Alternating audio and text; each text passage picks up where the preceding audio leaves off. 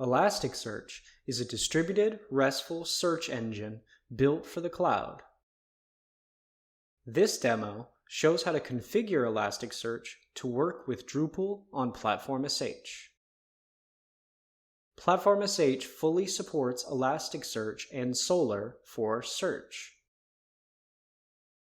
and both can be added to your Platform.sh projects with a service definition in your services YAML file, and by adding a relationship to your platform app YAML file. Then you can install the Drupal modules to your application and push. Configure the Elasticsearch cluster in Drupal, noting the machine name that you give it. Finally, add some glue code to your settings.php file using the relationship name and the name of the cluster to add Elasticsearch to your Drupal config.